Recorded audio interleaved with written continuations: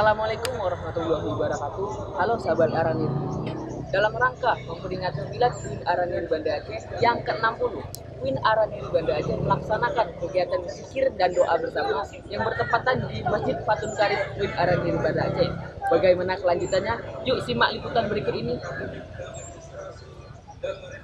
Dalam rangka memperingati Milad UIN Araniri ke-60, Universitas Islam Negeri Araniri Banda Aceh melaksanakan zikir dan doa bersama, dirangkai dengan peringatan Maulid Nabi Muhammad SAW tahun 1445 Hijriah yang berlangsung di tempat Masjid Fatun Karib kampus setempat. Kegiatan ini diawali dengan doa dan sambutan dari Rektor UIN Araniri Bapak Prof. Dr. Mujibur Rahman MAG. Dari Araniri TV, Yogi Prastio melaporkan.